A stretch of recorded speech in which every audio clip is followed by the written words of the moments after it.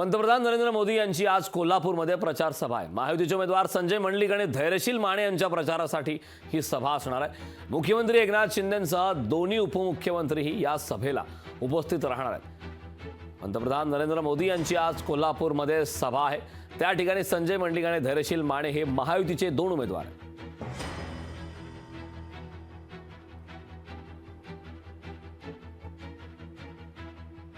आज राष्ट्राचे नेते सन्माननीय नरेंद्रजी मोदी साहेब स्वतः लोकांना संबोधित करण्यासाठी कोल्हापूरच्या भूमीमध्ये येत आहेत। खरं तर हा सुवर्णिम क्षण आहे की ज्याच्यामध्ये राष्ट्राचं सर्वोच्च नेतृत्व खऱ्या अर्थानं कोल्हापूरच्या मातीमधनं ही हुंकार भरतंय आणि देशाला प्रबोधन करण्यासाठी आणि देशाला दिशा देण्यासाठी आज या ठिकाणी कोल्हापूरच्या मातीमधनं खऱ्या अर्थानं ते त्यांचा प्लॅन, त्यांचं विजन, लोकांच्या प्रती असणारं त्यांची जे पुढचं काम आहे हे या ठिकाणी लोकांच्या समोर ठेवतील आणि आम्हा दोन्ही उमेदवारांना सुद्धा बळ देण्याचं काम या निमित्तानं होतं आहे। आमच्यासाठी खऱ्या अर्थानं ही म्हणजे बुलेट ट्रेन जशी असती तशा पद्धतीची या ठिकाणी परिस्थिती आमच्याकडे या ठिकाणी आली। जे शाहू महाराज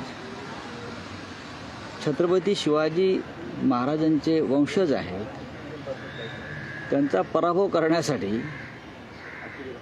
नरेंद्र मोदी येतात हे ऐकून मला अजिबात धक्का बसला नाही, तर आश्चर्य वाटलं थोडं। खरं म्हणजे भारतीय जनता पक्षाने किंवा त्यांच्या बरोबरच्या लोकांनी ज्यांनी तिकीट घेतलं आहे त्यांनी तिथे उमेदवार उभा करणंच हे चूक आहे। आमची इच्छा होती की छत्रपती शाहूंना बिनविरोध निवडून द्यावं।